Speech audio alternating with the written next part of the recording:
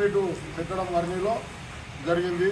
అది కాంగ్రెస్ కార్యకర్త కుటుంబ సభ్యులందరూ మరియు సీనన్న యలమంచి సీనన్న నిన్న నా పైన మాట్లాడిన మాటలకు నేను మొన్న బాన్సోడలో ఏదైతే మాట్లాడితే తనకు లేనిపోని మాట ఏదైనా మాట్లాడితే తను సిద్ధంగా ఉండాలని నేను మీడియా ద్వారా తెలియజేస్తా ఉన్నాను. ఎందుకంటే నేను నీకు మొన్న చెప్పింది ఏంది, నువ్వు ఈరోజు నా మీద మాట్లాడింది ఏంది, నువ్వేదో గొప్పగా మాట్లాడినావు. నేనేదో 307లో బుక్ అయితే నేను ఎవరిలో మర్డర్ చేసిపోయి నేను మహారాష్ట్రలో ఉంటే నన్ను నిలిపేయడానికి ఎందుకు వచ్చానని నేను మాట్లాడినావు. నేను మర్డర్ చేయలేదు. 307లా నా కార్యకర్తలని, నా కుటుంబ సభ్యులని మరియు నా గ్రామం తరఫున నేను వెళ్ళడం జరిగింది. ఎవరికి కొట్టలేదు. కానీ ఆనాడు బీఆర్ఎస్ ప్రభుత్వము, ఆ రోజు మనం ప్రతిపక్షము, వారు మన మీద లేనిపోని నా పేరు ఇరిచేయడం జరిగిన మాట వాస్తవం. కానీ నేను నీ దగ్గరికి నేను సాయం కోరలేదు, నీ దగ్గరికి రాలేదు. నువ్వు మా ఇంటికి వచ్చినావు, మా భార్య పిల్లల్ని అడిగినావు. వారు కూడా నీ ఫోన్ నంబర్ ఇవ్వలేదు, నా ఫోన్ నంబర్ ఇవ్వలేదు, నాతో మాట్లాడియలేదు. కానీ కాకపోతే నువ్వు ఒక కమిషన్ కొరకే నా దగ్గరికి వచ్చినవని నేను ఈ సభాముఖంగా తెలియజేసి చెప్తాను. ఎందుకంటే నేను స్వచ్ఛవంతమైన కార్యకర్తని నీకు తెలిసి ఉంటే ఆనాడు నాకు డబ్బులు డిమాండ్ చేయవు. నీకేదన్నా భగవంతుడు అనేటోడు ఏదన్నా ఉంటే ఆ గుడికాడికి రమ్మంటే నేను వస్తా.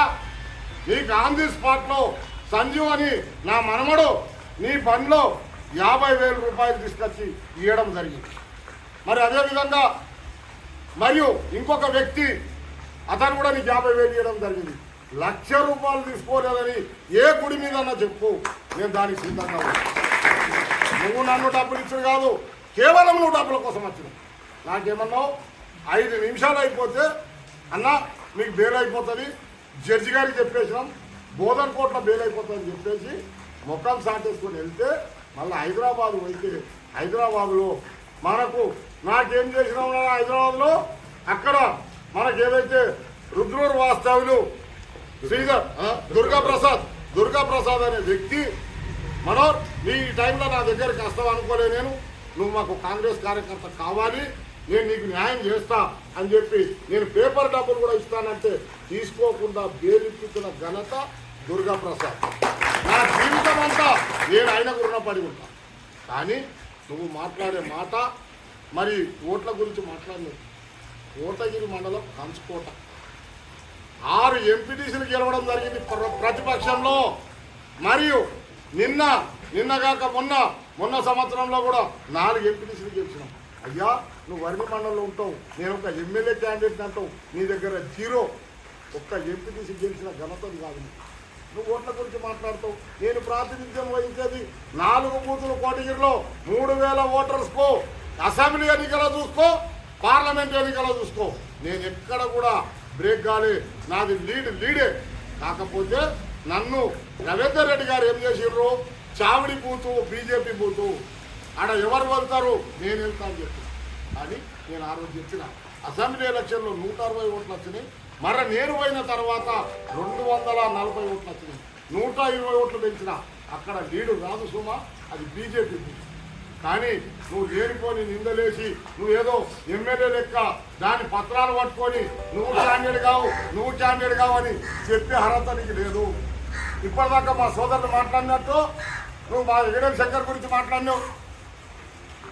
సొసైటీ డైరెక్టర్ నుంచి ప్రెసిడెంట్ చేసిన వ్యక్తి, సర్పంచ్ చేసిన వ్యక్తి, మరియు ఎంపీపీ చేసిన వ్యక్తి, జిల్లా పరిషత్ చేసిన వ్యక్తి, అతని గురించి మాట్లాడే అర్హత నీకెక్కడి?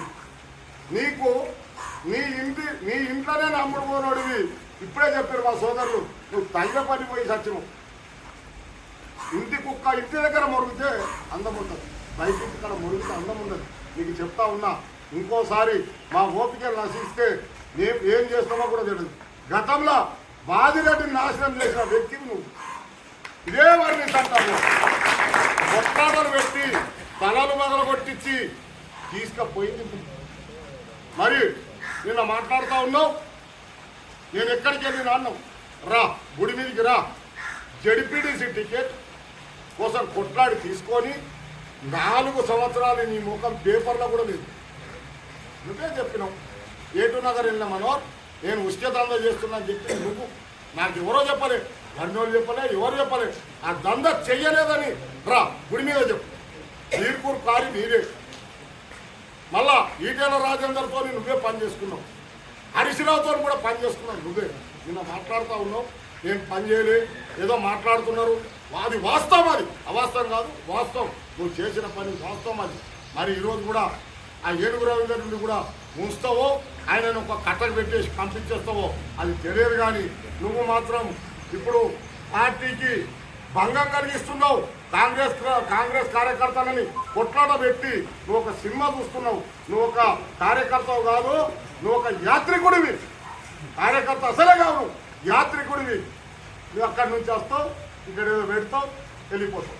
నీకు దమ్ము ధైర్యం ఉంటే మేము ఇప్పుడైనా చెప్తున్నాం, వీడికి వెళ్ళి అన్ని పాతవి పక్కన పెట్టి కలిసిపోయే వారం చూడు. నిన్నేదో పెట్టావు, ర్యాలీ పెట్టావు బాన్సోడల, కోటగిరిలో ఒకటి పెడతావు, బాన్సోడలో ఒకటి పెడతావు. కానీ నువ్వు ఎక్కడ చేసినట్టు మా ఇప్పుడు మా నాగేశ్వరరావు అన్న అన్నట్టు నువ్వు ఎన్ని చేసినా ఫెయిల్. అది మానుకో, అది మానుకొని నీ బుద్ధిని అనేది సరి చేసుకో. మాకన్నా వయసులో పెద్దోడు మేము తిట్టాలంటే మాకు ఇంకా ఎక్కువ మాటలు వస్తాయి. కానీ మేము తిట్టకుండా మేము ఈసారి వదిలేస్తున్నాం. ఇంకొకసారి మాత్రం ఏదన్నా ఈ జోలికి వస్తే నీ పరిణామం వేరే ఉంటుందని చెప్పేసి నేను సభాముఖంగా తెలియజేస్తూ, ఇంకా నీ పైన ఇంకా అందరు నీ పైన మాట్లాడుతున్నాం. ఎవరు కూడా మాకు కూడా నీ పైన ఎటువంటి వ్యక్తిగత కక్షలు లేవు. నువ్వు చేసేదంతా బ్రోకర్ దాంతా మంచిదంతా ఎక్కడ కూడా లేదు. బాలరాజు గురించి మాట్లాడతావు, బాలరాజు గురించి కూడా మాట్లాడేటోడు నువ్వే. అది బాలరాజు కూడా ఎక్కడి నుంచి ఎక్కడి దాకా వెళ్ళి నువ్వేమైనా చేసినావు దాంట్లో